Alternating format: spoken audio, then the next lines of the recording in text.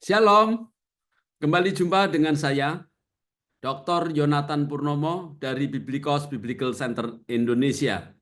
Bapak Ibu sekalian, sebelum saya terbitkan BBC episode yang ke-15, yang mengungkap tentang 6.577 kesalahan dari Alkitab-Alkitab yang tidak kanon, saya ingin menyisipkan edisi spesial yang ketiga dengan judul Don Ditan dan Five Gospels. Oke, sebelumnya saya ingin memperkenalkan terlebih dahulu Lembaga Biblikos Indonesia. Lembaga Biblikos Indonesia adalah organisme non-profit yang bergerak di bidang pelayanan penginjilan, penerjemahan Alkitab, literatur, dan kajian teologi biblika non-doktrinal. Seperti biasa, Bapak Ibu sekalian, acara ini terselenggara berkat kerjasama dengan STT Biblikos Internasional. Jika Bapak Ibu ingin mendapatkan informasi lebih lanjut tentang STT kami, tentang program-program kami, atau tentang buku-buku yang saya terbitkan, silakan hubungi admin di 08123228787. Baiklah, kita akan langsung mulai saja. Ini adalah edisi spesial yang ketiga. Saya beri judul Don Ditan dan The Five Gospel. Nanti Bapak Ibu bisa lihat link-link yang saya dengarkan dan ingin saya komentarin ada di dalam layar ini, juga akan tertulis di dalam kolom deskripsi. Baiklah, kita akan masuk ke dalam pengantar terlebih dahulu. Nah, Bapak Ibu sekalian, saya ingin berikan disclaimer terlebih dahulu kepada Bapak Ibu supaya tidak terjadi kesalahpahaman ya. Pertama, video ini saya buat untuk bahan edukasi bagi semua orang, baik untuk orang Kristen maupun untuk orang non-Kristen yang ingin belajar teologi Kristen dengan benar. Nah, saya merasa perlu untuk membuat video edukasi ini dengan tujuan untuk meluruskan pemahaman yang salah dari Koh Don Ditan tentang buku The Five Gospels yang berpotensi menyesatkan banyak orang, baik itu terhadap orang-orang Kristen atau terhadap orang-orang yang non-Kristen. Jadi Bapak Ibu sekalian, saya membuat ini bukan khusus untuk Koh Dondi, ya. Tetapi dia saya cantumkan di sini karena dia membahas buku ini dan saya memandang ada yang perlu saya luruskan. Oleh sebab itu, saya terbitkan edisi khusus yang ketiga ini. Oleh sebab itu, dengan adanya video ini saya berharap melalui video edukasi ini, semoga Koh Don Ditan memperoleh pemahaman yang benar tentang buku bidat The Five Gospels yang selama ini telah dianggap oleh sebagian orang dan termasuk Koh Don Ditan sebagai sebuah buku Kristen yang dengan sengaja telah disembunyikan oleh gereja dan oleh orang-orang Kristen. Apakah betul begitu? Nah, untuk itu, sebelum saya membahasnya, saya ingin Bapak Ibu mendengarkan terlebih dahulu beberapa cuplikan apa yang dikatakan oleh Koh Don Ditan di dalam videonya. Apalagi The Five Gospel lagi. Nah, Five Gospel itu dilarang sama pendeta untuk dibaca sama jemaatnya. Betul, Pak? Gini, Bu.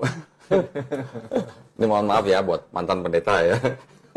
Di sini, Bu, ini ditelaah, juga diperiksa sampai ke manuskrip awalnya, juga sampai ke sejarah penulisannya, ya, siapa yang menulis segala macam. Iya. Akhirnya diketemukan atau dipercayailah bahwa yang disebut dengan perkataan Yesus di Bible ini itu ternyata cuma 18%, Bu. Nah, 18%. Makanya nggak boleh sama pendeta. Iya. Nah, Bapak Ibu sekalian, setelah mendengarkan apa yang telah disampaikan oleh Koh Don Ditan, maka berikut ini adalah kesimpulan atau pendapat saya. Yang pertama, saya ingin mempertanyakan terlebih dahulu, apakah Koh Don Ditan itu seorang peneliti? Mari Bapak Ibu sekalian, saya ingin kita membahas ini secara akademik ya. Bukan karena sentimen ketidaksukaan. Jujur saya dengan Koh Don Ditan tidak ada persoalan hati. Jadi saya juga tidak marah sama dia, juga tidak membenci dia. Saya sebagai seorang akademisi, saya akan membahas bukan berdasarkan emosi ya, tapi berdasarkan keilmuan. Oleh sebab itu Bapak Ibu semuanya juga bisa menggunakan cara yang sama di dalam mendengarkan apa yang saya jelaskan. Nah, kalau nanti misalnya penjelasan saya itu tidak betul, Bapak Ibu boleh membantah saya. Untuk itu, Bapak Ibu sekalian, kita akan mengosongkan gelas kita supaya bisa mendapatkan informasi yang benar. Nah, orang-orang yang close system, yang pikirannya tertutup, pokoknya Kodondi benar. Nah, Anda tidak mungkin bisa mendengarkan orang lain. Kalau Anda ingin mendapatkan informasi yang benar, setiap Anda mempelajari sesuatu, Anda harus mengosongkan dulu gelas Anda. Nanti setelah Anda memperoleh informasinya, silakan dibandingkan, diuji lagi. Saya juga tidak ingin Anda langsung mempercayai saya. Orang ikut Tuhan, orang beragama, itu tidak boleh menelan mentah-mentah omongan orang. Banyak orang disesatkan itu karena terlalu percaya. Baiklah, saya berikan pendahuluan dulu supaya Anda mempunyai paradigma yang sama dengan saya. Yang pertama, Anda tahu bukan, di dalam dunia kuliner itu ada orang yang memasak. Nah, itu kita sebut dia sebagai koki. Nah, kemudian ada orang lain yang menyajikan, itu kita namakan pelayan. Koki dengan pelayan itu tentu beda kan? Kalau koki, Bapak Ibu sekalian, itu Anda berikan sayuran, Anda beri daging, Anda beri ikan atau bumbu-bumbu, dia bisa mengolah menjadi satu masakan yang enak. Nah, kalau pelayan yang menyajikan, dia tidak bisa. Dia terima matang, tinggal dikasihkan saja kepada pelanggan atau tamu yang datang ke restoran itu. Betul nggak?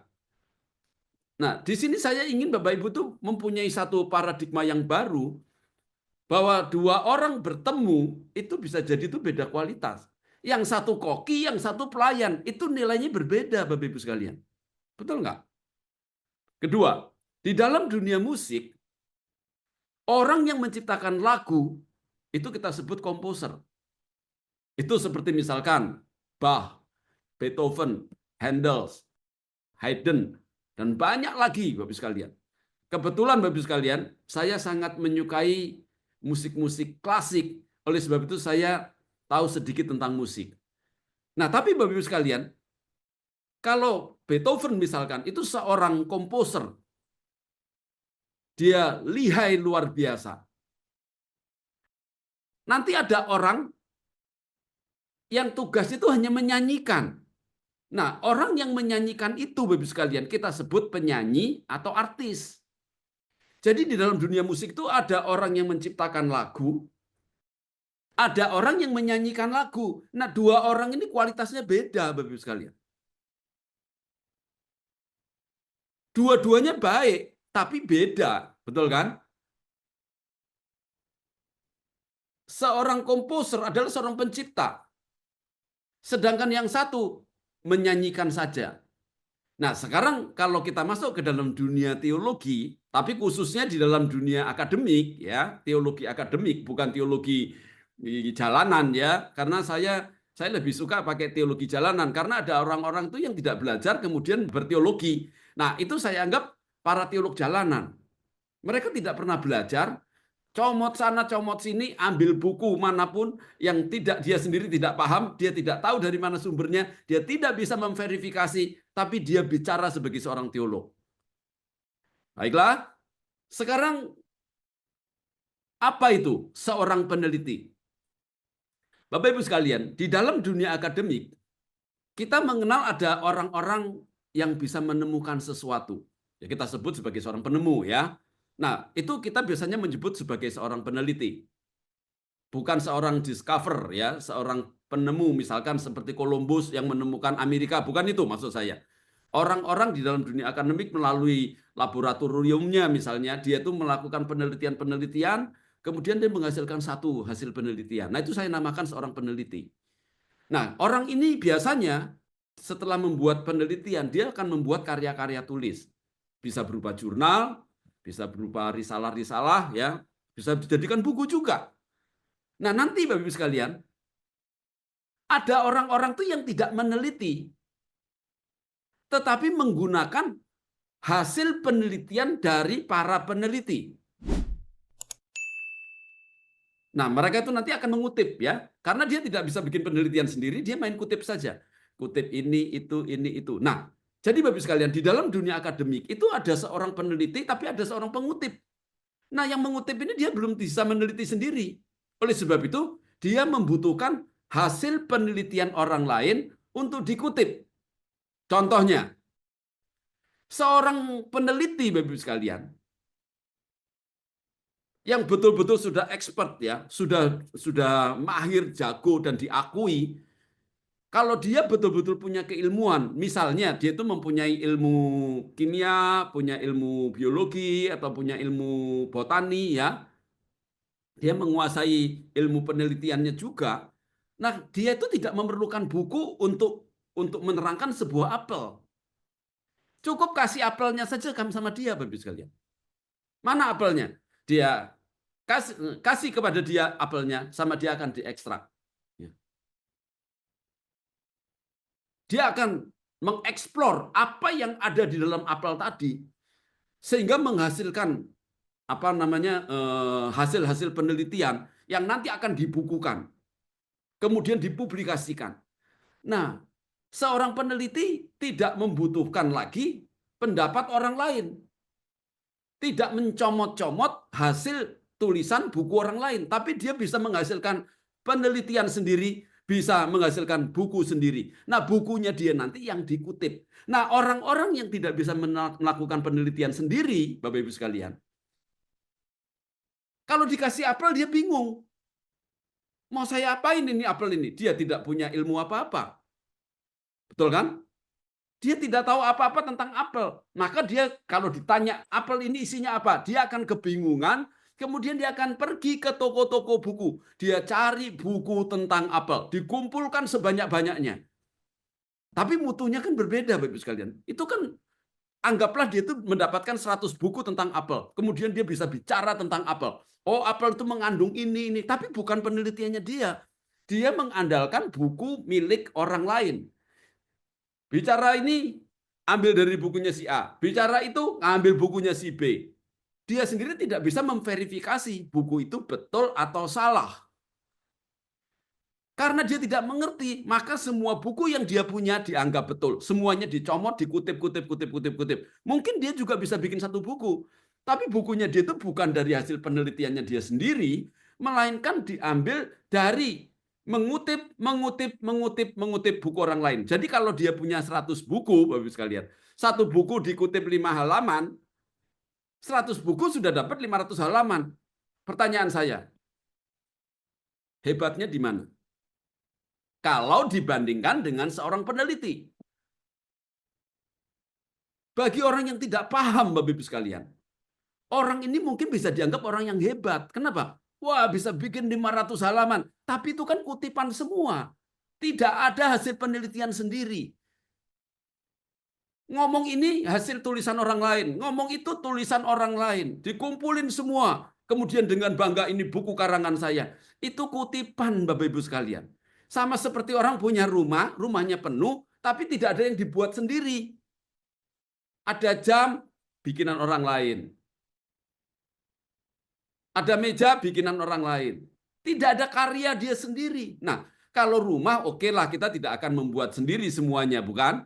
Tapi kalau kita bicara akademik, seorang akademik itu dituntut untuk menjadi seorang peneliti supaya dari dalam dirinya bisa keluar.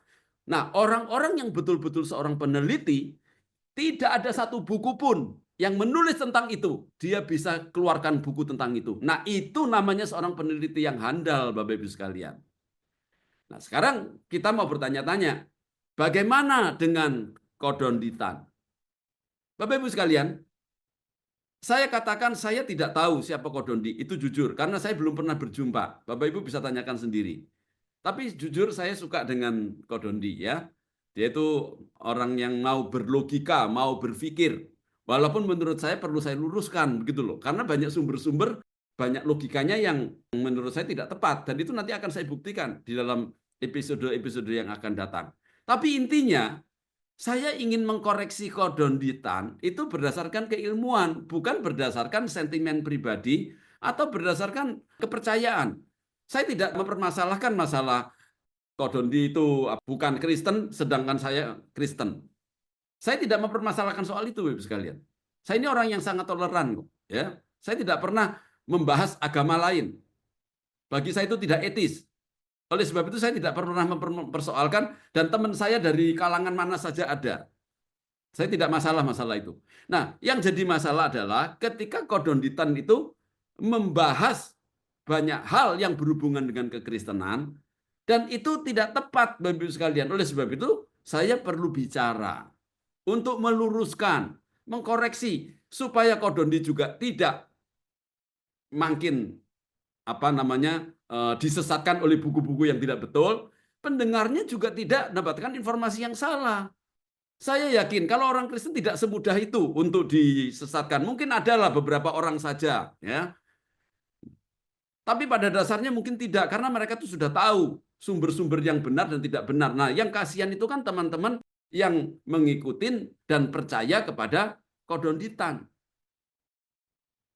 Dianggapnya semua omongan Kodonditan itu betul, padahal tidak. Nah, saya ingin membuktikan itu Bapak Ibu sekalian. Pada awalnya, saya bertanya-tanya, siapa sebenarnya Kodonditan? Dia itu seorang peneliti atau seorang pengutip? Nah, tetapi dari apa yang telah dilakukan oleh Kodonditan sampai saat ini, saya setidaknya bisa mengambil kesimpulan awal, ya. Ini kesimpulan awal. Sepertinya Kodonditan itu bukan seorang peneliti, melainkan hanya seorang pengutip yang suka mengutip dari berbagai buku milik orang lain. Bahkan Bapak Ibu sekalian, menurut pendapat saya, dari banyak video yang coba saya dengarkan, dia coba mengutip dari banyak buku. Kita tahu ya, Kodondi itu kan bangga sekali dengan buku-buku yang dia miliki. Dia bangga kalau dia itu punya Alkitab itu 2 koper. Nah, bagi saya itu tidak masalah ya. Kodondi bangga itu karena dia tidak tahu isi bukunya. Anda tidak ada gunanya punya 2 koper obat kalau itu racun, Bapak Ibu sekalian. Mendingan 1 butir obat yang bisa menyembuhkan kita. Jadi punya banyak buku, punya banyak Alkitab itu tidak membuktikan bahwa itu betul. Yang menjadi persoalan adalah begini. Kodonditan itu, selain dia itu hanya mengutip punya orang lain, Kodonditan itu tidak bisa memverifikasi buku-buku yang dikutipnya. Sehingga menimbulkan kesan dalam diri saya. Sepertinya Kodonditan itu tidak tahu apa-apa tentang buku yang dia kutip. Nah, itu yang membuat saya itu agak sedih ya. Kenapa? Saat ini orang-orang kan belum dibukakan, Bapak Ibu sekalian. Sehingga orang mau ngomong apapun yang salah itu juga nggak apa-apa, Bapak Ibu sekalian. Tapi jangan salah ya. Dunia sekarang ini kan sudah terbuka. Dunia itu ada di dalam genggaman setiap orang. Setiap orang memiliki HP, sudah terhubung dengan internet. Dia cari informasi apa saja ada. Nah, kalau seorang pembicara sembarangan, terus banyak salahnya, waktu seseorang mendengar mungkin kagum, wah kok begini. Tapi setelah suatu hari dia ngecek ternyata tidak betul, nah itu akan menghancurkan reputasi seseorang. Nah, saya rasa saya juga tidak ingin ya Kodondi itu nanti reputasinya hancur setelah orang banyak percaya sama dia ternyata kok salah semuanya. Nah, itu tidak baik sekalian ya. Jadi saya juga sebagai sesama akademisi ya, Kodondi kan mengaku dia itu seorang akademisi. Ya, sebagai seseorang sama-sama belajar, seorang scholar, ya saya ingin mendukung dia gitu loh. Silakan lakukan penelitian. Kami dengan senang hati kalau Kodondi itu bisa meneliti kekristenan.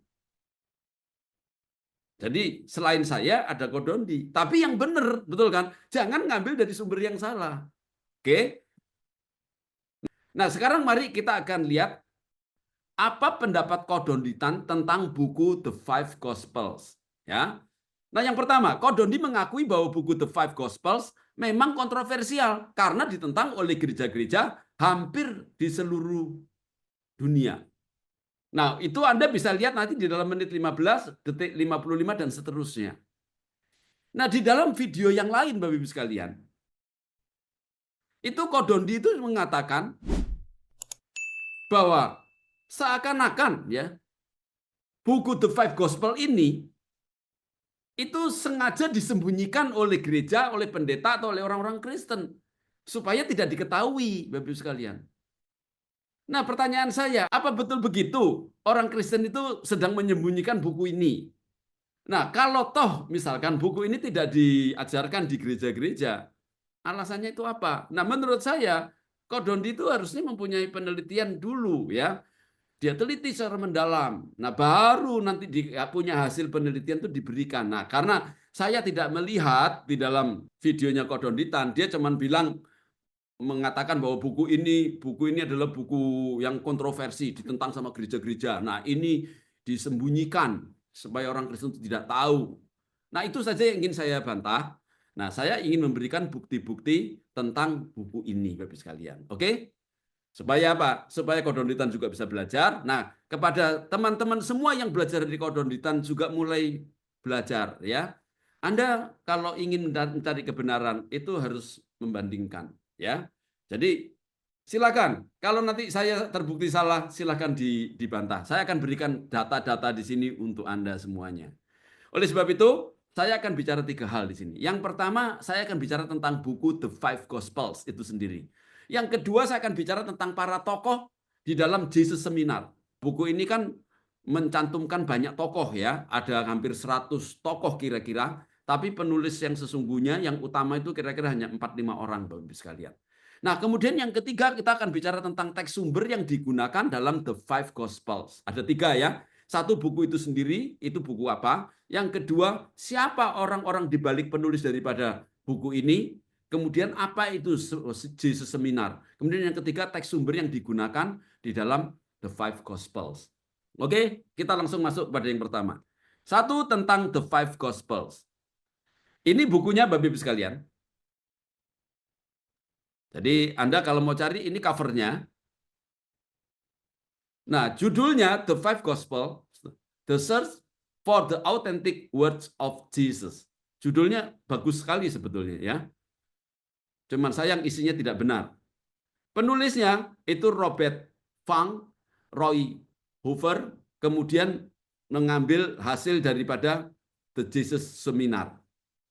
Nanti saya jelaskan. Nah, penerbitnya Harper One, itu ada beberapa edisi, ada 1993, kemudian ada edisi yang 1997, dan seterusnya. Nggak tahu lagi kalau ada lagi, Bapak sekalian ya. Jumlah halamannya kira-kira 576.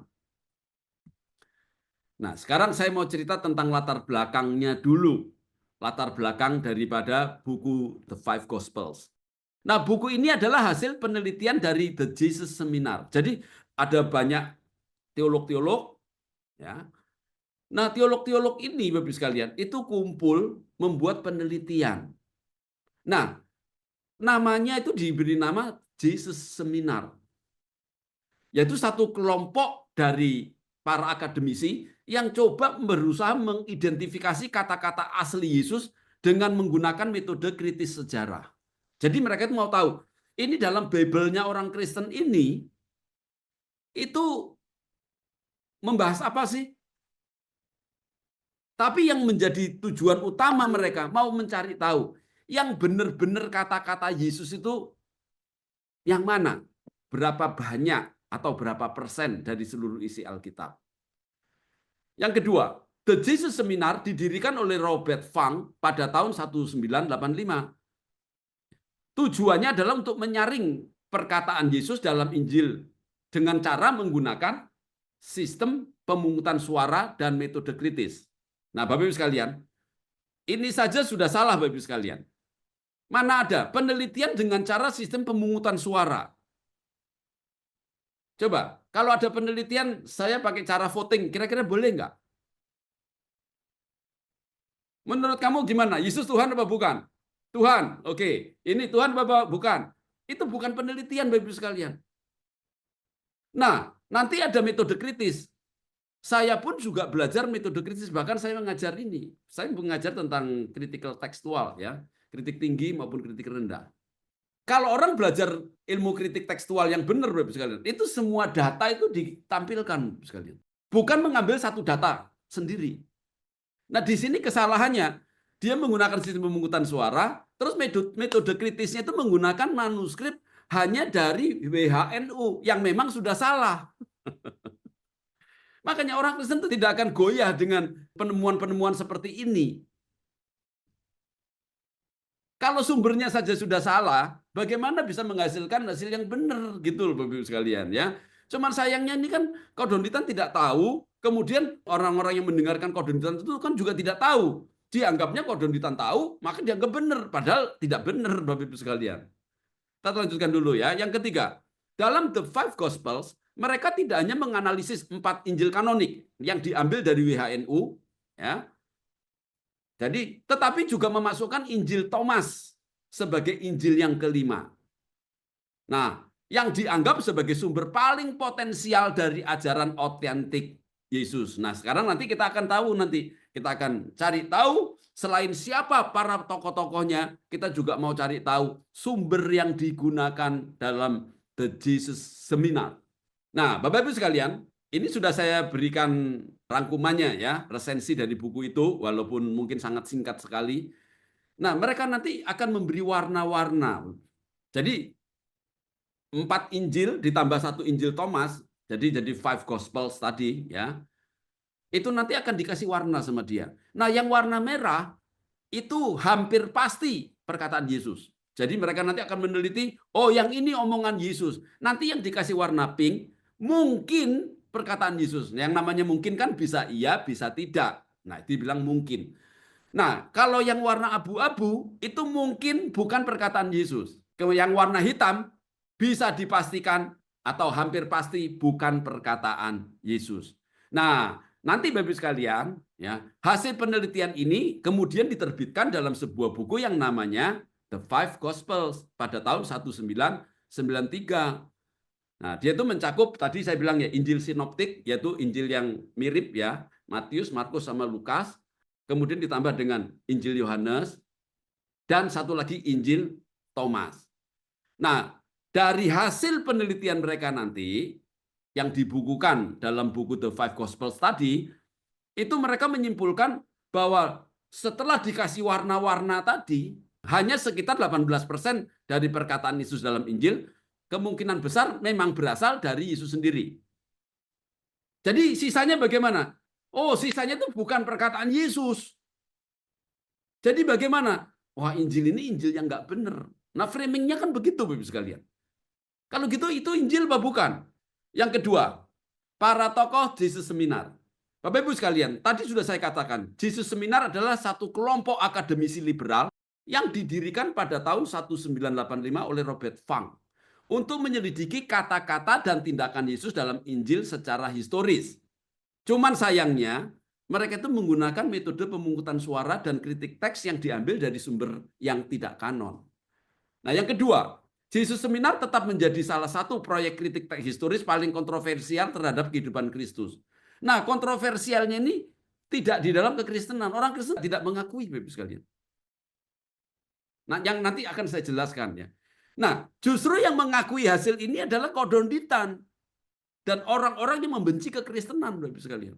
Nah, nanti termasuk kalau di kekristenan ada, itu golongan liberal. Karena nanti yang membuat ini adalah orang-orang liberal, Bapak sekalian.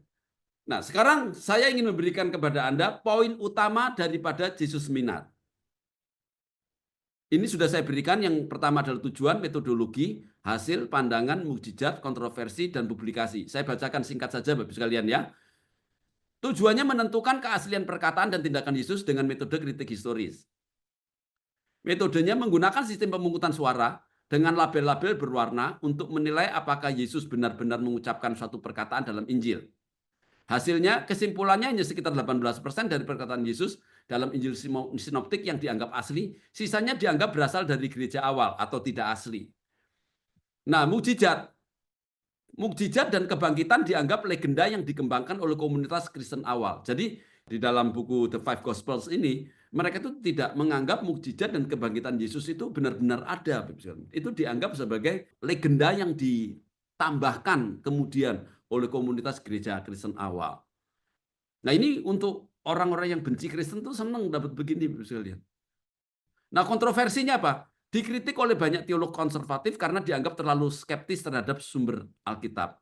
Publikasinya diterbitkan dalam The Five Gospels tahun 1993 yang mencakup Injil Thomas bersama dengan Injil kanonik. Oke ya. Nah, sekarang saya mau cerita tentang para tokohnya. Siapa? Bapak Ibu harus tahu ya. Kalau Alkitab yang membuat Tuhan, ya kita boleh percaya penuh kekudusan, penuh kebenaran. Tapi kalau Alkitab itu yang bikin iblis, Bapak Ibu sekalian, Anda tidak mungkin berharap kitab itu benar. Betul nggak? Produk hukum itu kalau dibuat oleh orang yang benar, itu hasilnya bagus. Penuh keadilan. Tapi kalau yang bikin itu orang jahat, Bapak Ibu sekalian, hukum itu akan dibuat untuk memanipulasi, untuk merugikan orang banyak nanti. Betul nggak? Nah, jadi kalau Anda itu mau baca buku, Anda harus ngecek dulu siapa tokohnya, siapa penulisnya. Jangan Anda asal percaya. Kalau saya tidak, Bapak Ibu sekalian. Sebagai seorang peneliti, saya harus jujur. Kalau itu memang betul, saya terima. Tapi saya cek dulu, siapa penulisnya, tujuannya dia itu apa, sumbernya dari mana. Nah, setelah semuanya saya cek, saya baru bisa menyimpulkan. Nah, ini hasil penelitian saya. Yang pertama adalah pendirinya, Robert Funk. Nah, Robert Funk ini, Bapak Ibu sekalian, itu berasal dari keluarga Kristen Protestan. Dia awalnya Kristen fanatik. Nah, kemudian di dalam perkembangannya, teologi dia itu cenderung berubah menjadi liberal. Dia akhirnya menolak kalau Alkitab itu tanpa salah. Dan kemudian dia menjadi seorang skeptis terhadap teks Alkitab. Dia sudah tidak percaya lagi. Nah, kalau orang sudah awalnya Kristen, kemudian dia itu menjadi liberal, tidak percaya Alkitab itu 100% benar, kemudian dia skeptik terhadap teks-teks Alkitab, apa yang bisa Anda harapkan hasilnya? Hasilnya apa? Pada akhir hidupnya, dia menjadi semakin skeptis terhadap agama. Dia menjadi seorang agnostisisme. Yang kedua, John D. Crossan. Dimulai dari seorang Katolik konservatif, ditahbiskan sebagai imam pada tahun 1957, kemudian dia keluar dari imamat pada tahun 1969. Jadi dia menjadi seorang imam di Katolik hanya 10 tahun, kemudian dia keluar. Nah, kemudian setelah itu dia beralih sekarang. Dari seorang yang konservatif berubah menjadi seorang liberal. Kemudian dia mulai mengkritisi mujizat-mujizat yang ada dalam Alkitab, juga kebangkitan Kristus. Kemudian dia menganggap Yesus sekarang hanya sebagai seorang filsuf biasa. Nah, bukan cuma itu. Dia itu sudah menganggap semua agama, Bapak Ibu sekalian, bukan cuma Kristen, bukan cuma Katolik. Semua agama. Bagi dia itu hanya fenomena sosial. Sama ini. Robert Funk sama John D. Crossan ini, itu sama Bapak Ibu sekalian. Nah, kemudian orang yang ketiga, Marcus Borg. Nah, ini berasal dari keluarga Kristen konservatif dari Protestan Lutheran. Nah, dia juga setelah belajar tentang studi Alkitab, dia berubah menjadi seorang liberal, Bapak Ibu sekalian. Sehingga pada akhir hidupnya, walaupun dia itu masih percaya terhadap spiritual, dan dia masih memeluk menjadi orang Kristen, tapi dia hampir bisa dipastikan menolak semua doktrin gereja. Bahkan dia itu, kalau dianggap sebagai orang Kristen, dia itu condong ke arah spiritualisme tanpa dogma, Bapak Ibu sekalian. Yang keempat, Burton Mach. Nah, dia itu lahir juga dari keluarga Kristen Protestan konservatif. Nah, dalam perkembangannya, dia sekarang tidak percaya kepada Yesus historis. Bagi dia, Yesus itu tidak historis. Tidak ada. Yesus itu adalah Yesus legenda, mitos. Ya. Nah, kemudian dia juga menolak konsep wahyu ilahi. Tuhan itu tidak pernah berwahyu. Dan menganggap kekristenan hanya sebagai hasil konstruksi budaya. Nah, kritiknya terhadap Alkitab lebih tajam dibandingkan Crossan dan Borg karena dia melihat narasi Injil hanya sebagai mitos. Nah, ini lebih parah lagi, Bapak Ibu sekalian. Kalau yang ketiga tadi itu masih percaya spiritual, walaupun tidak mengakui Yesus itu sebagai tokoh historis, ya, hanya sebagai guru yang bijaksana. Nah, yang ini malah menganggap betul-betul mitos, Bapak Ibu sekalian. Sehingga pada akhir hidupnya, dia cenderung lebih dekat dengan skeptisisme akademik meskipun tidak menyatakan diri sebagai ateis. Jadi keempat-empatnya ini, Bapak Ibu sekalian, itu orang-orang yang liberal, yang awalnya itu percaya Tuhan, lama-lama tidak percaya. Nah, tidak percaya itu bukan cuma kepada Kristen, bahkan kepada semua agama. Jadi seandainya orang ini tuh meneliti Al-Quran, Bapak Ibu sekalian, hasilnya juga sama. Anda bisa marah-marah sama dia nanti. Ya, kebetulan kan ini yang diteliti kan Kristen, betul kan? Tapi konsepnya dia itu sama, Bapak Ibu sekalian. Jadi jangan merasa begini, oh ini kan yang diteliti Kristen. Iya, coba suruh dia teliti Al-Quran. Pasti sama, karena dia itu orang yang sudah tidak percaya kepada Tuhan. Nah ini kan ada cerita, ya Anda pernah dengar cerita enggak? Ada dua keluarga, yaitu keluarga kambing sama keluarga domba. Nah ini musuhan ini Bapak Ibu sekalian. Kambing sama domba ini kan musuhan ini. Nggak suka dia ya. Nah kemudian suatu hari itu anaknya domba jalan-jalan ke hutan dimakan sama harimau. Nah pendapatnya si kambing bilang apa? Itu lihat itu ya. Karena kamu begini, lihat itu. Kamu anakmu dimakan sama harimau. Nah itu konsep yang salah Bapak Ibu sekalian. Dimakan sama harimau itu bukan karena dia itu domba. Betul nggak? Ya karena kebetulan yang ke situ tuh domba. Harimau itu semua suka. Bukan cuma domba. Kambing juga suka. Rusa juga suka. Bahkan kerbau juga suka dia. Betul kan? Nah kebetulan saja yang datang itu anak domba.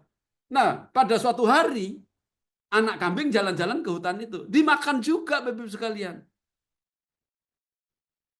Oleh sebab itu Bapak Ibu, kalau meneliti sebuah buku, itu dicek orang itu seperti apa. Anda jangan menganggap, wah orang ini benar, Kristen salah. Itu seperti harimau dia itu. Kebetulan ketemu, karena dia di Kristen, yang dibahas Kristen. Coba kalau dia itu membahas Islam. Saya rasa sama saja itu hasilnya Bapak sekalian. Ya, jadi jangan terlalu senang ya kalau ada orang tuh menyalahkan seseorang atau satu agama tertentu. Saya tidak begitu Bapak Ibu sekalian. Saya itu kalau ada orang menjelekkan agama lain itu saya tidak langsung percaya. Ini jujur Bapak Ibu sekalian. Saya ini Kristen ya. Kalau ada orang menjelekkan Islam, saya itu tidak langsung percaya langsung. Oh iya, enggak begitu Bapak Ibu sekalian. Saya cek dulu itu, benar enggak omongan orang itu. Jangan-jangan yang ngomong itu kecewa, ya kan?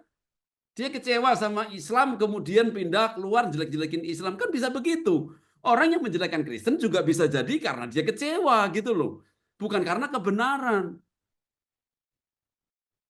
Ada lagi nanti yang karena dibayar, betul kan? Kan ada orang-orang yang dibayar melakukan sesuatu dibayar, ya. Senang sama sesuatu karena dibayar, benci sama sesuatu juga karena dibayar gitu loh, betul kan? Nah, hal-hal seperti ini tidak boleh ada bagi seorang peneliti. Seorang akademik itu harus mempunyai kejujuran, dia harus bisa meneliti. Nah, yang saya pertanyakan tuh Kodondi itu bisa meneliti atau tidak. Yang ketiga adalah teks sumber dari The Five Gospels. Tadi saya bilang kan, kita sudah ngecek buku itu sendiri, yang kedua itu penulisnya siapa, yang ketiga adalah tentang teks sumber yang digunakan sebagai penelitian. Nah, kita lihat sekarang. Ini Bapak Ibu sekalian, teks sumber daripada Five Gospels itu untuk Injil sinoptik, yaitu Matius, Markus, dan Lukas, dan satu lagi Injil Yohanes. Yang ada di dalam The Five Gospels itu menggunakan WHNU. Anda tahu enggak? WHNU itu baru dibuat tahun 1881 oleh dua teolog dari Anglikan, dari Inggris, yang namanya itu Westcott and Hort. Nah, orang ini tuh nggak percaya Yesus itu satu-satunya juru selamat. Nanti lain kali saya akan bongkar semua latar belakangnya dia. Saya kasih negatif ya. Saya kasih negatif. Bukan berdasarkan saya tidak suka, bukan ya. Nah, Anda tahu nggak? Waktu dia tuh mengambil dari naskah Westcott and Hort yang dia buat itu asalnya dari mana? Itu gabungan antara Sinaiticus dan Vaticanus. Nah, Vaticanus dan Sinaiticus itu untuk 4 Injil ini saja, Matius, Markus, Lukas, Yohanes, itu ada 3036 perbedaan. Nah, sama dia nanti dirombak sendiri Bapak sekalian. Ada yang dikurangi, ada yang ditambah-tambahin, ada yang diganti sama dia. Nanti saya buat sendiri saja yang lebih komplit ya. Ini informasi awalnya. Nah, kalau teks sumber yang dipakai untuk Injil Matius, Markus, Lukas, dan Yohanes saja sudah salah, Bapak Ibu sekalian. Anda mau berharap hasil temuan daripada The Five Gospels ini bagus? Ya nggak mungkin, Bapak Ibu sekalian. Nah, nanti punyanya Westcott and Hort nanti tahun 1998 itu direvisi lagi sama yang namanya Nessel Aland. Nessel Aland sekarang sudah sampai yang ke-28 mau keluar NA29. Dirubah terus sama dia. Nah, kemudian tahun 46 itu muncul yang namanya UBS yang sekarang menguasai Alkitab di dunia. Kira-kira sekitar 6 miliar Alkitab yang beredar di dunia itu dari UBS di 240 negara. Nah, itu menggunakan punyanya Westcott and Hort, Nessel Aland, Bapak sekalian. UBS sendiri sudah berubah. Ini UBS yang kelima.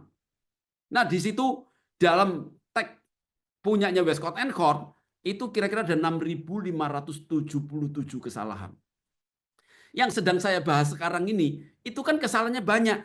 Nah, si Robert Funk ini dan kawan-kawan di dalam Jesus seminarnya dia, itu menggunakan teks yang sudah salah. Jadi Bapak Ibu bisa bayangin nggak?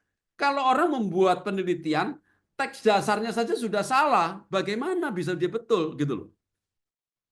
Nah, yang kedua, ada tambahan. Ya, dia bilang kan 5 Gospels. Nah, 4 ditambah 1. Yang punyanya Injil Thomas. Anda tahu nggak? Injil Thomas itu kitab apa? Injil Thomas itu baru keluar nanti abad ke-4 ya. Baru keluar dia. Nah, itu sebetulnya itu manuskrip dari Bidat Gnostik. Itu dari Bidat, Bapak Ibu sekalian. Yang ditulis dalam bahasa Koptik dan fragmen Yunani dari Okhirhynchus. Kita teruskan. Mari kita lihat teks sumber WHNU. Bapak Ibu lihat nih.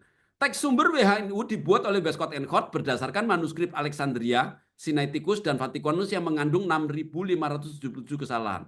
Dalam perkembangannya, teks WHNU diubah lagi oleh Nessel Aland dan UBS yang di Indonesia digunakan oleh LAI. Perhatikan Bapak sekalian. Di Indonesia pakai LAI yang salahnya 6.577 tadi. Jadi Anda tidak usah heran kalau Anda baca Alkitab LAI itu banyak salahnya. Yang sekarang sedang saya ungkap satu persatu.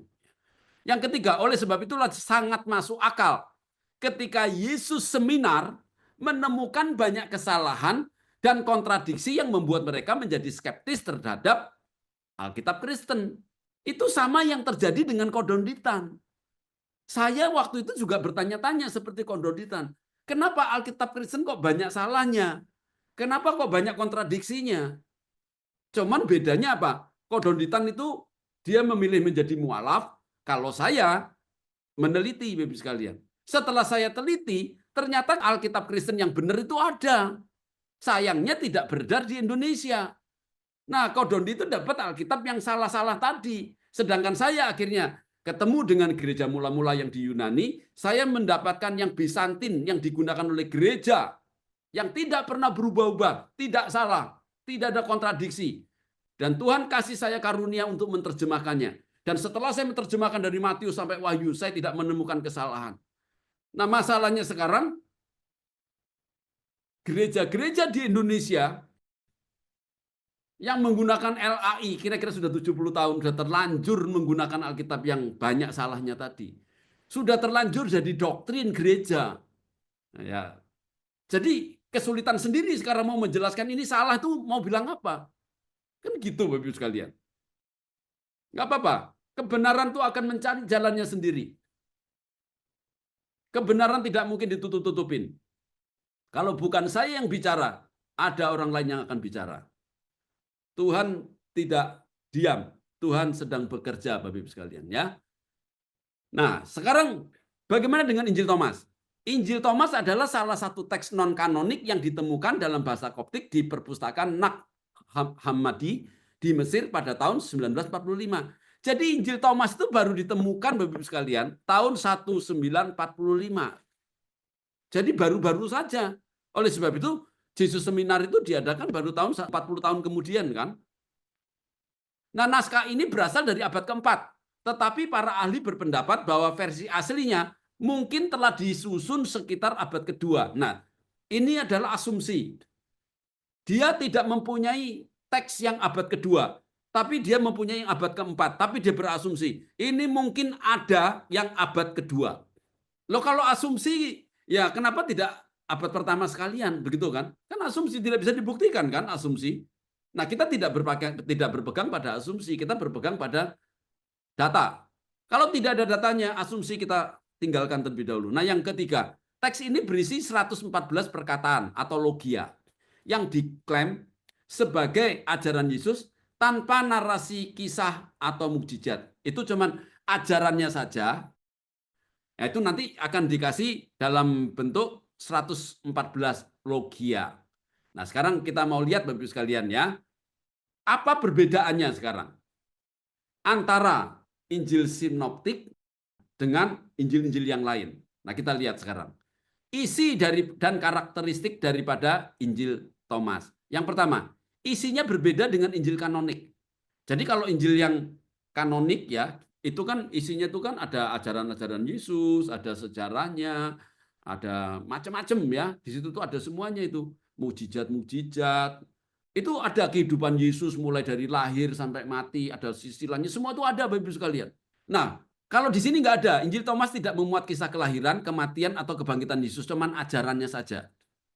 Yang kedua, bergaya gnostik. Banyak ajarannya sejalan dengan gnostisisme, suatu aliran bidat yang menekankan tentang pengetahuan rahasia atau gnosis sebagai kunci keselamatan. Jadi dari sini saja kita sudah tahu isi buku daripada Injil Thomas itu tidak menganggap kematian Yesus itu sebagai anugerah keselamatan. Jadi keselamatan bagaimana? Keselamatan itu bisa kita peroleh kalau kita itu mendapatkan pengetahuan rahasia. Nah, kalau Anda bisa menemukan pengetahuan rahasia, Anda bakal selamat. Kalau Anda tidak menemukan pengetahuan rahasianya, tidak selamat. Jadi yang menyelamatkan kita itu pengetahuan rahasia, bukan karena penebusan oleh darah Kristus. Tahu ya? Dari sini Anda sudah bisa menebak ini buku apa ini. Nah, yang ketiga, adanya logion atau logia misterius. Nah, beberapa logion sulit ditafsirkan dan mengandung ajaran yang berbeda, bahkan tidak ada dalam tradisi Kristen Ortodok. Jadi, gereja yang awal saja tidak tahu, Bapak Ibu sekalian. Makanya itu ditolak kan. Nah, saya tunjukin sekarang. Beberapa contoh logion ya. Itu kan terdiri dari 114 logion. Nah, ini agak sedikit mirip dengan di Islam ya. Kalau tidak salah dalam Islam itu terdiri daripada 114 surah ya. Nah, ini 114 logion. Nah, saya kasih contoh ya. Logion pertama. Barang siapa menemukan makna perkataan ini, dia tidak akan mengalami kematian. Jadi, nggak ada di dalam Injil sinoptik itu tidak ada ajaran begini, Bapak sekalian. Di dalam kitab kanon itu tidak ada ajaran. Kalau menemukan rahasia atau makna perkataan ini, dia tidak akan mengalami kematian, bisa hidup kekal. Itu tidak ada. Ini di agama lain juga rasa-rasa juga tidak ada, Bapak sekalian. Oleh sebab itu gereja tidak pernah terima. Yang kedua, Logian 22. Ketika kamu menjadikan yang dua menjadi satu, maka kamu akan masuk ke dalam kerajaan Allah. Jadi peran manusia itu sekalian, itu besar. Yang membuat kita selamat itu adalah peran kita. Nah, yang ketiga, Logion 114, yang menyatakan bahwa perempuan harus menjadi laki-laki agar dapat masuk ke dalam kerajaan Allah. Jadi Bapak sekalian, di dalam buku Injil Thomas ini, itu seorang perempuan itu tidak bisa masuk surga kecuali dia nanti menjadi seorang laki-laki. Nah, kalau Anda mau baca, sudah saya kasih di sini linknya, baca sendiri ya. Nah, versi lengkapnya seperti apa Anda baca sendiri. Itu dari abad keempat ya. Nah, coba kalau Anda sebagai orang Kristen membaca seperti ini, itu tidak ada, Bapak gereja tidak pernah mengajarkan seperti ini. Yesus pun tidak pernah mengajarkan seperti ini. Kenapa pertanyaannya? Yesus seminar menggunakan ini. Loh, kalau orang tuh punya akal sehat, Bapak sekalian, itu mikir, betul kan? Saya pun, Bapak sekalian, itu enggak sedikit kok. Banyak yang ketemu sama saya itu yang coba mengadu domba ya, mengatakan tuh agama lain ya. Saya nggak usah sebut namanya ya, agama ini begini gini gini gini. Saya tidak mau komentar, Bapak sekalian. Kenapa? Saya itu tidak mau terbawa karena bukan Kristen semua salah. Saya tidak mau punya sifat seperti itu, Bapak sekalian. Saya cek dulu orang ini ngomong tuh tujuannya itu apa. Bisa jadi dia salah, bisa jadi penuh kebencian, bisa jadi sedang memprovokasi, betul kan? Saya sebagai seorang peneliti harus jujur. Saya cek dulu terlebih dahulu. Nah, kenapa Kodonditan tidak melakukan seperti yang saya lakukan? Coba kalau Kodonditan itu meneliti seperti yang saya lakukan ini, dia tidak akan kecolongan membawa-bawa buku ini. Wah, ini buku apa namanya The Five Gospels ini di apa namanya orang Kristen tidak ada yang tahu karena disembunyikan. Itu cuma 18% begini. Dia tidak mengecek. manuskrip atau teks sumber yang digunakan cacat atau tidak. Terus siapa para penelitinya? Main comot, main ambil saja. Nah, itu yang akan meruntuhkan kepercayaan orang kepada kodonditan sendiri nantinya. Jangan dikira Bapak Ibu sekalian, hari ini orang yang percaya kepada kita suatu hari bisa berbalik. Betul nggak? Di dunia ini tidak ada satupun yang langgeng. Apalagi kebohongan. Sepandai-pandainya orang berbohong, suatu hari akan terbongkar. Kalau hari ini dengan kebohongan kita bisa mendapatkan pengikut, bukan berarti selamanya. Yesus yang pengikutnya begitu banyak, kasih makan 5.000 orang. Waktu dia disalibkan semua lari, bahkan muridnya pun juga ikut lari. Di dalam sejarah, baik di Indonesia maupun di luar negeri, banyak orang yang punya pengikut, pada akhir hidupnya juga ditinggalkan semua. Nah, kalau kita karena kebenaran ditinggalkan orang tidak apa-apa Bapak sekalian. Tapi karena satu kebohongan atau karena satu kesalahan, itu tragis kalau sampai ditinggalkan orang. Betul kan? Nah, semoga tidak terjadi pada kodonditan. Semakin banyak dia bicara yang salah, hanya tinggal tunggu waktu orang tidak percaya lagi sama dia. Mari kita teruskan. Silakan Anda pause, Anda baca sendiri. Tidak perlu saya jelaskan, tapi yang jelas intinya ya, kenapa gereja tidak mau memasukkan Injil Thomas ke dalam kanon perjanjian baru? Itu ada beberapa alasan ya. Anda tinggal lihat yang warna merah ya, tidak asli, kemudian dia itu juga kitab bidat. Udah, intinya itu Bapak Ibu sekalian ya. Oke. Sekarang saya ingin memberikan analisis untuk Anda.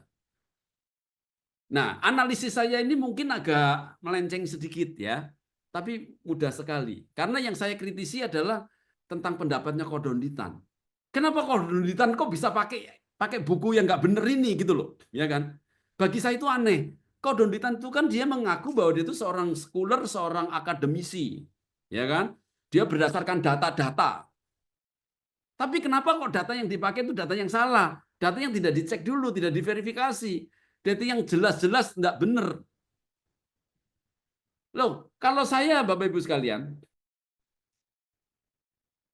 mau cari pendapat, misalkan siapa Pangeran Diponegoro. Kalau saya cari temennya, pasti positif. Kalau saya cari musuhnya, pasti Pangeran Diponegoro itu negatif. Betul nggak?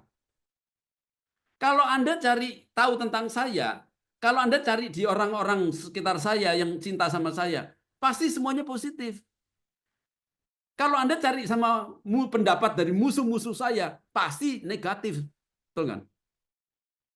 Demikian juga Kristen. Kekristenan itu kalau pendapatnya dari orang-orang yang kecewa sama Kristen, ya pasti negatif Bapak Ibu sekalian. Saya rasa Islam juga begitu, betul kan? Orang yang sudah murtad dari Islam, pasti pendapatnya negatif terhadap Islam. Menurut saya itu umum Bapak Ibu sekalian. Itu tidak bisa dijadikan pegangan. Saya tidak mau berpegang pada data-data yang seperti itu. Nah, saya oleh sebab itu, saya ingin mengomentari apa yang telah terjadi pada kodonditan dengan kisah Pangeran Diponegoro. Semoga Bapak Ibu bisa memahami ini ya. Oke. Bapak Ibu sekalian, Anda lihat di sini, ini adalah gambar daripada sebuah museum di Belanda. Namanya itu Rijksmuseum ya. Kalau ada kesempatan Anda pergi ke sini. Nah, Rijksmuseum ini Bapak Ibu sekalian, pertama kali didirikan tuh di Den Haag sebetulnya pada tanggal 19 November tahun 1798. Nah, tapi kemudian pada tahun 1808, kira-kira 10 tahun kemudian ya, itu dipindahkan ke Amsterdam Bapak Ibu sekalian. Nah, di Amsterdam ini letaknya dia itu ada di Museum Square ya, itu di daerah Amsterdam Selatan. Itu dekat dengan museum yang lain, misalkan ada Museum Van Gogh ya, seorang pelukis dari Belanda, juga ada Museum Stedelijk Amsterdam, juga ada Concertgebouw ya. Rijksmuseum ini Bapak Ibu sekalian, itu adalah museum nasional Belanda yang didedikasikan itu untuk seni dan sejarah. Jadi kalau Bapak Ibu mau lihat karya-karya seni dan sejarah, Anda Bapak Ibu bisa pergi ke Rijksmuseum ini. Oke? Nah, nanti Bapak Ibu kalau pergi ke sana, Bapak Ibu nanti akan mendapatkan satu versi lukisan Bapak Ibu sekalian. Nah, lukisan ini ada di Belanda Bapak Ibu sekalian. Nah, Anda kalau sudah lihat sini, saya sudah kasih kutipannya, Anda lihat ya. Lukisan penyerahan diri Pangeran Diponegoro merupakan respon dari lukisan Nicholas Pieneman yang saat itu ditugaskan oleh Belanda untuk mendokumentasikan momen penangkapan Pangeran Diponegoro. Jadi, Bapak Ibu tahu ya, zaman dulu kan tidak ada foto, orang dilukis, orang lihat digambarkan dilukis. Jadi wajah-wajahnya ini pasti reka-rekaan semuanya ini Bapak sekalian, tidak bisa persis. Hanya menggambarkan kejadiannya saja, seperti relief-relief di candi-candi begitu, menceritakan kejadian tapi tidak bisa original orang-orangnya. Beda zaman sekarang kan ada video, ada foto. Nah, itu pelukisnya adalah Nicholas Pieneman ya. Lukisan ini berjudul yang dalam bahasa Indonesianya adalah penyerahan diri Diponegoro kepada Letnan Jenderal H.M. de Kock tanggal 28 Maret 1830 yang mengakhiri Perang Jawa. Nah, Bapak Ibu tahu kan? Pangeran Diponegoro itu adalah seorang pahlawan di Indonesia. Tapi kalau Anda pergi ke Rijksmuseum di Belanda, itu lukisannya adalah penangkapan Diponegoro. Nah, di situ nanti diceritakan Pangeran Diponegoro nanti menyerah, Bapak Ibu sekalian. Dia datang menyerahkan diri. Dengan begitu, ya, karena Pangeran Diponegoro menyerahkan diri, maka Perang Jawa berakhir. Bapak Ibu sekalian, sekarang Anda bisa lihat di dalam layar Anda, saya menampilkan gambar kedua dari kisah penangkapan Pangeran Diponegoro. Nah, Anda nanti bisa lihat lukisan ini dilukis oleh Raden Saleh, Bapak Ibu sekalian, ya. Nah, itu diberikan judul Lukisan bersejarah tentang penangkapan seorang pemimpin Jawa Diponegoro. Nah, ini judulnya. Nah, lukisan penangkapan Diponegoro karya Raden Saleh kemudian dipajang di Istana Hetlo, kemudian di Den Haag sana, Belanda, yang kemudian pada tahun 1997 dikembalikan ke Indonesia. Nah, silakan Bapak Ibu cari sendiri informasinya. Saya cuma mau cerita latar belakangnya saja supaya Bapak Ibu tahu ya.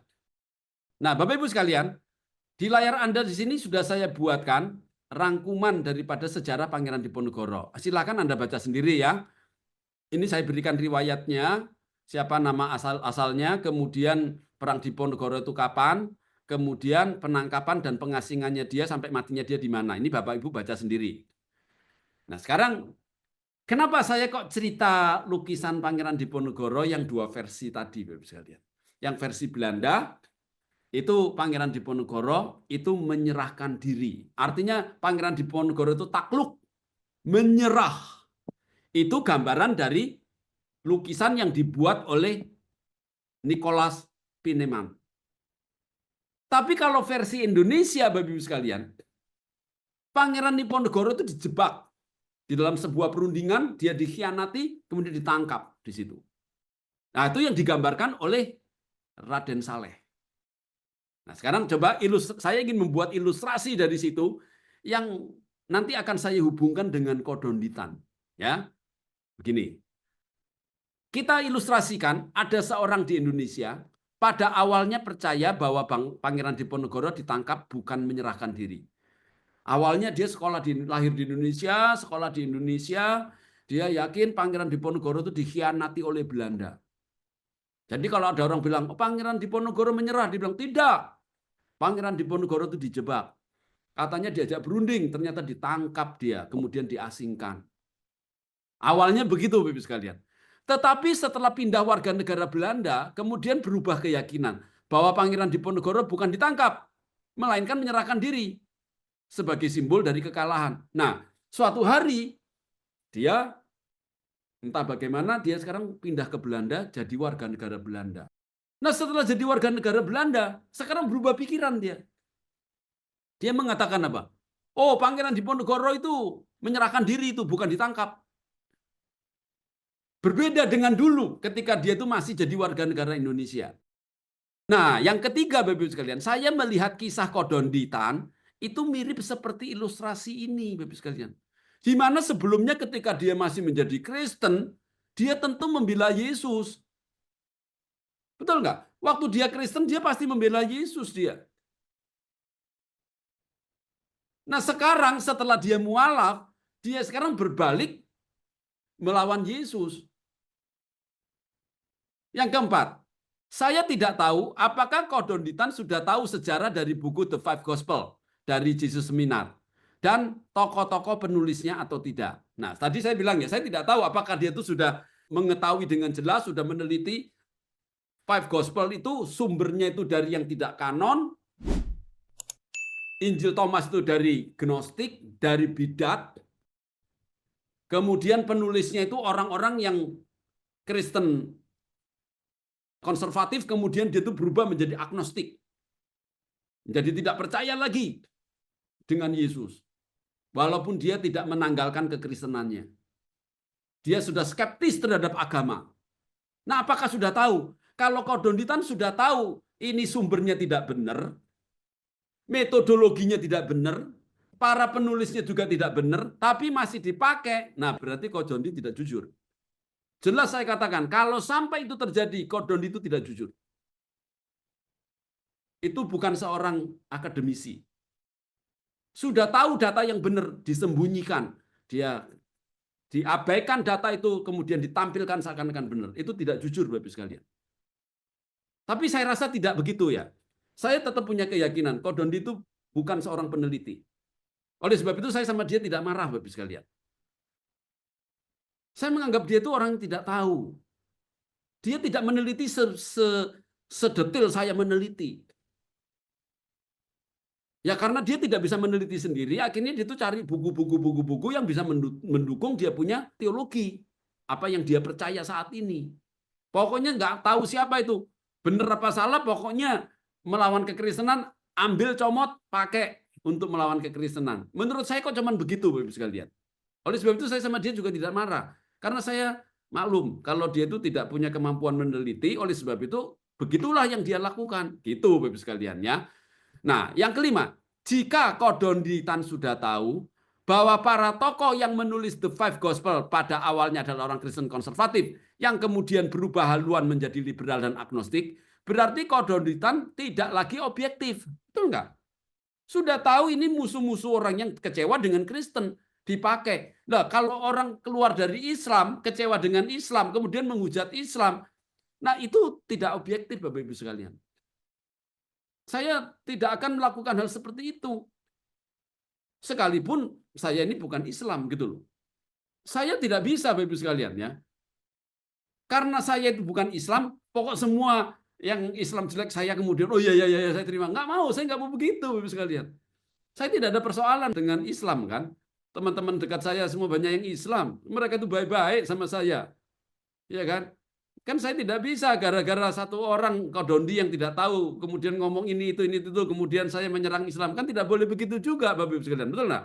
Makanya Bapak-Ibu lihat, di dalam semua pembahasan saya tidak pernah menyangkut-nyangkut semua agama. Bukan cuma Islam tidak sebut. Buddha, Hindu, semua tidak ada yang pernah saya sebut. Betul nggak? Itu saya fair, Bapak-Ibu sekalian. Bukan urusan saya, tidak perlu saya bicara. Nah, harusnya Kodondi itu juga begitu. Betul kan? Kita lanjutkan. Kodonditan tidak ubahnya sama seperti ilustrasi seorang Indonesia yang pindah warga negara kemudian membela Belanda dan lebih percaya kepada sejarah yang ditulis oleh Belanda. Betul nggak? Saya itu membayangkannya begini. Sorry Kodonditan ya. Ini cuma ilustrasi saja ya. Tadi dalam ilustrasi tadi saya katakan apa? Pada awalnya orang Indonesia tadi itu percaya Pangeran Diponegoro itu ditangkap, bukan menyerahkan diri. Tapi setelah dia itu berubah menjadi warga negara Belanda, dia sekarang dukung Belanda. Pangeran Diponegoro itu menyerahkan diri itu, bukan ditangkap. Artinya apa? Kalah, menyerahkan diri, lempar handuk putih, kan gitu kan kira-kira sekalian. Nah, dulu membela Indonesia, sekarang bela Belanda. Kenapa? Karena sekarang warga negara Belanda.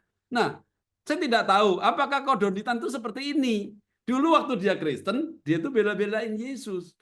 Sekarang setelah dia itu mualaf, kemudian dia itu apapun yang Yesus lakukan, apapun yang ada dalam Alkitab itu salah semuanya. Bahkan sumber-sumber tidak kanon dan kitab-kitab bidat pun dipakai sama Kodonditan ini. Yang keenam, jika tidak, berarti Kodonditan bisa kita anggap sebagai orang yang tidak memiliki pengetahuan. Sehingga asal ambil data saja, pokoknya bertentangan dengan Kristen. Nah, Kesimpulan saya yang terakhir ini Bapak Ibu sekalian, saya tidak menganggap Kodondi itu sengaja ingin melawan kekristenan, enggak kok, ya. Karena saya tahu dia itu bukan seorang peneliti.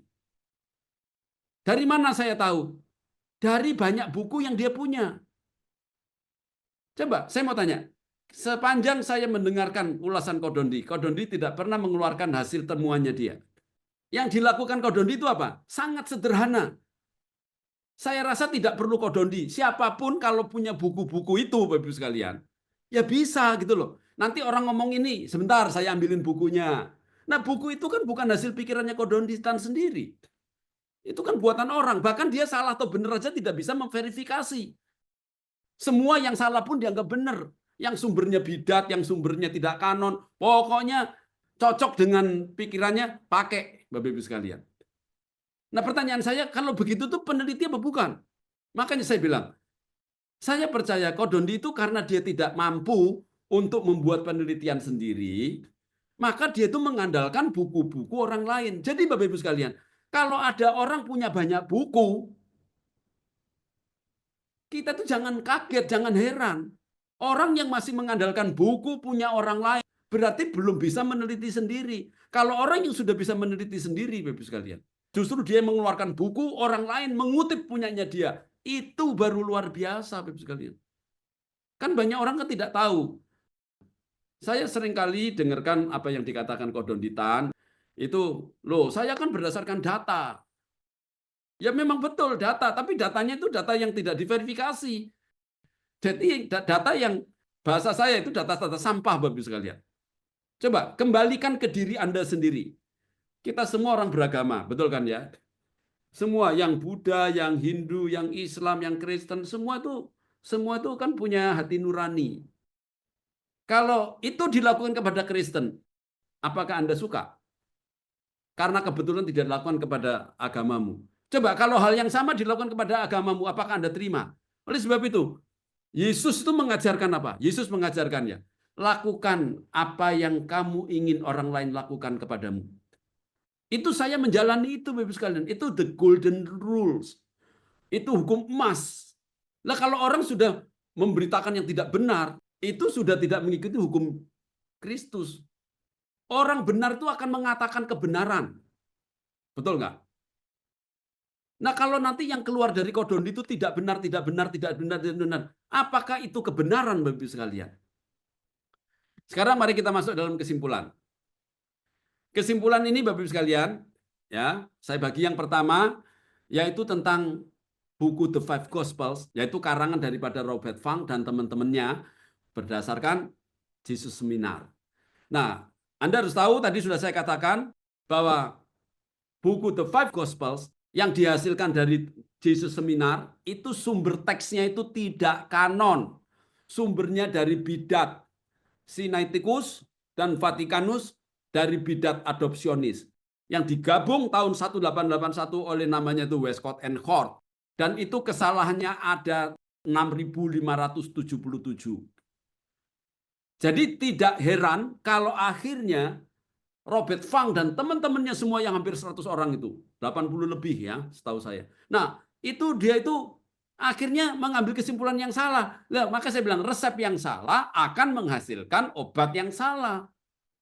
Coba kalau dia tuh ngambil Alkitab yang saya pakai, yang dari gereja ortodok Yunani, dari Bizantin yang tidak pernah berubah, yang tidak ada salahnya, tentu beda. Jadi saya juga tidak bisa nyalahkan orang ini, tapi tetap salah juga walaupun ini. Karena menurut saya mereka itu kan punya gelar kan doktor-doktor, ada yang profesor. Harusnya kan punya pikiran dia. Masa profesor, doktor ngambil sumber cuma satu yang dia suka. Harusnya kalau dia itu jujur, semua data dibuka semua. Yang suka, yang tidak suka diambil. Nah, kebenaran itu yang diungkapkan. Bukan mengambil yang salah. Yang kedua, Injil apokrif dari Thomas yang tidak percaya Yesus adalah Tuhan, melainkan hanya sebagai seorang guru yang bijaksana. Anda tahu enggak? Injil Thomas itu tidak mengakui Yesus sebagai Tuhan. Dia tidak percaya mukjizat, dia tidak percaya kebangkitan. Oleh sebab itu kalau Anda baca bukunya tidak ada silsilah. Bahkan itu gnostik. Itu bukan tulisan daripada Thomas murid Yesus, bukan. Buku ini baru muncul itu abad keempat, Bapak Ibu sekalian. Walaupun mereka mengatakan mungkin ini ditulis abad kedua, tapi tidak ada buktinya, Bapak Ibu sekalian. Ini saya kasih penjelasan sedikit. Buku The Five Gospels tidak pernah menjadi rujukan bagi gereja. Bukan karena orang Kristen ingin menyembunyikan kebenaran sebagaimana yang dikatakan oleh Kodonditan. Jadi orang Kristen saya juga tidak mau mengajarkan, Bapak Ibu sekalian. Untuk apa? Buku sampah diajarkan. Betul kan? Terlalu banyak buku sampah. Kalau semua mau diajarkan, nggak ada gunanya. Kita selektif. Yang baik kita kasih. Kita pun di keluarga juga begitu. Betul kan? Kita kasih yang terbaik untuk anak-anak. Hidup kita itu tidak panjang. Tidak ada waktu untuk mempelajari semuanya. Oleh sebab itu Anda juga harus selektif. Nah, saya minta teman-teman semua ya yang mendengarkan YouTube saya, nggak peduli Anda mau Kristen atau bukan Kristen, saya mencintai Anda kok. Oleh sebab itu saya ingin memberikan yang terbaik. Kalau Anda punya pemikiran yang baik, Anda nanti akan menolong Anda di dalam pekerjaan, di dalam membangun rumah tangga, di dalam persahabatan, di dalam bernegara, itu membantu Anda. Tapi kalau Anda itu dikotori oleh buku-buku, oleh ajaran-ajaran yang salah, Bapak sekalian, Anda nanti juga cenderung bisa berseperti itu nantinya. Kenapa? Karena isinya kotoran. Oleh sebab itu saya dalam membuat seperti ini, saya bikinkan tidak asal ngomong, saya carikan datanya. Walaupun saya sangat sibuk sekali, Bapak Ibu sekalian. Oke, yang pertama, metode yang digunakan melalui pemungutan suara yang dianggap subjektif dan tidak berbasis bukti historis yang kuat. Jadi Bapak Ibu harus tahu ya, kenapa Five Gospel itu kan ditolak sama gereja-gereja, bahkan kalangan akademisi juga menolak. Nah, metode yang digunakan itu subjektif, Bapak Ibu sekalian. Coba, kalau ada orang misalkan ya, menilai Anda berdasarkan pemungutan suara, Anda itu baik atau tidak, nanti orang bilang, siapa yang baik, angkat tangan. Tanpa bukti, Bapak Ibu sekalian, itu kan menyesatkan orang. Mana ada metode penelitian pakai cara pemungutan suara yang sifatnya subjektif. Nah, Kodondi ini kan harusnya tahu yang beginian. Kan katanya dia seorang scholar, katanya seorang akademisi. Saya melihat ini metode yang digunakan tuh pemungutan suara itu saja sudah tidak valid, Bapak Ibu sekalian. Kita buang itu sudah. Kenapa yang begini kok dibangga-banggain sama Kodondi? Nah, itu yang membuat tanda tanya besar bagi saya. Betul kan? Yang kedua, kesimpulan yang diambil berdasarkan skeptisisme yang berlebihan sehingga mengabaikan aspek realitas spiritual dalam Alkitab.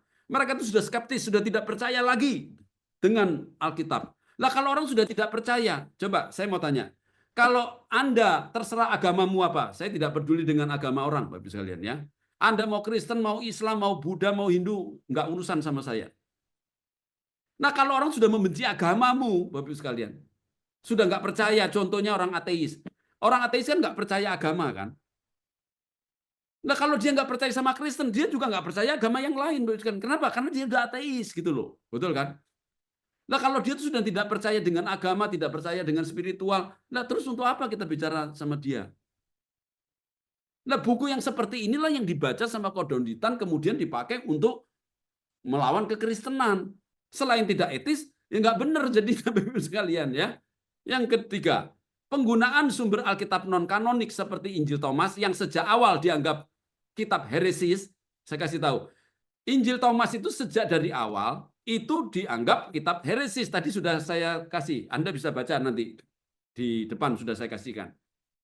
Tidak saya bacakan lengkap tapi sudah saya tulis ya. Nah, itu tidak memenuhi syarat sebagai kebenaran dalam Kristen. Anda harus tahu. Kekristenan itu sangat terbuka. Anda lihat ya. Kekristenan itu Tuhan itu sangat terbuka. Bahkan orang yang dicintai pun itu kalau melakukan kesalahan itu dibongkar. Coba saya mau tanya sama Anda. Adam itu sangat dikasih sama Tuhan, kesalahannya dibongkar. Nuh itu punya kesalahan, dibongkar. Dia mabuk-mabukan. Musa, orang yang sangat dicintai. Bahkan Tuhan dalam Alkitab mengatakan apa ya? Panim el panim. Prosopon, kata prosopon. Wajah ketemu dengan wajah dengan Musa. Itu waktu salah, Tuhan ungkapkan kesalahannya. David itu si Daud. Itu orang yang sangat dicintai sama Tuhan. Tapi waktu dia itu terjadi perzinahan, ditulis di situ. Tidak disembunyikan. Jadi Anda jangan heran kalau lihat Alkitab Kristen, kenapa kok Nabi Nuh salah, kemudian Abraham pernah berbohong kok ditulis, kemudian Musa, kemudian Daud. Ya karena Tuhan itu jujur, gitu loh. Dia adalah pemilik kebenaran. Semua yang salah dibuka. Di Alkitab lain belum tentu, Bapak sekalian. Betul kan? Nah, kalau di Alkitab lain itu tidak ada, bukan berarti itu benar, Bapak sekalian. Di dalam perjanjian baru, Yesus punya murid yang paling dikasih adalah Petrus. Sampai-sampai Yesus bilang apa? Waktu dia mendirikan gerejanya, nama Petrus pun itu disebut. Kemana-mana Petrus diajak. Tapi waktu dia lari pergi, tinggalkan. Dicatat itu secara detail. Supaya orang tahu. Kekristenan itu terbuka, Bapak Ibu, tidak menutupi salah. Oleh sebab itu saya pilih Kristen. Kalau sudah banyak yang disembunyikan, kelihatannya baik semua, Bapak Ibu sekalian. Tapi yang jelek itu disembunyikan. Saya justru tidak mau, Bapak Ibu sekalian. Ya, tapi orang kan terserah masing-masing kan. Karena ada orang-orang punya pemikiran, punya hak masing-masing. Saya tidak ikut campur urusan orang lain. Nah, kesimpulan yang kedua, ini menyoroti tentang penulis-penulisnya. Yang pertama, penulis buku The Five Gospels adalah orang-orang Kristen liberal. Perhatikan ya. Semua penulisnya itu orang-orang liberal. Mereka skeptis terhadap agama. Bahkan bisa dibilang mendekati agnostik. Coba, kalau orang-orang yang menulis itu adalah liberal, skeptis terhadap agama, dan agnostik, dia menulis Kristen akan seperti itu. Kalau dia membahas Islam, Buddha, Hindu, sama kok Bapak Ibu sekalian. Kan tergantung orangnya. Betul kan? Kalau orangnya begitu, dia nggak percaya agama. Memangnya kalau dia itu membahas agama lain selain Kristen kemudian jadi baik? Ya enggak lah. Ya, karena memang dia itu sudah liberal, skeptis, dan agnostik. Gitu. Yang kedua, mereka sudah tidak percaya lagi bahwa Yesus adalah Tuhan. Awalnya mereka percaya, kemudian tidak. Melainkan menganggap Yesus hanya sebagai guru yang bijaksana.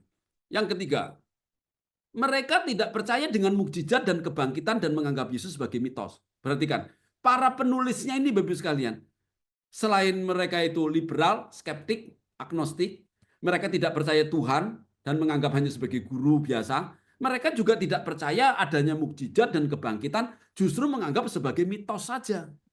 Yang keempat, mereka sekalipun masih menyandang Kristen, tetapi sudah tidak percaya dengan dogma atau doktrin gereja. Mereka masih tetap Kristen.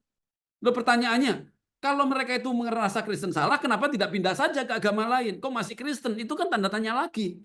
Betul kan? Logika saya, itu kan doktor-doktor, profesor-profesor.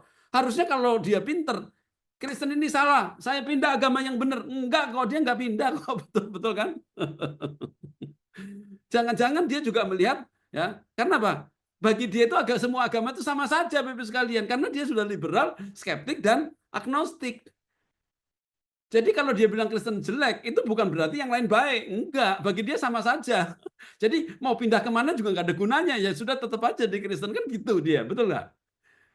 Yang kelima, seandainya mereka meneliti Al-Quran, ya, sangat mungkin hasilnya akan sama, karena mereka agnostik. Percaya saya Bapak Ibu sekalian. Saya pakai seandainya ya, karena tidak ada kejadiannya ya. Nah, jadi saya ingin teman-teman semua di sini, kita tidak usah ribut kenapa Kristen sama Islam. Enggak ada permasalahan kok. Saya dengan Islam tidak ada masalah.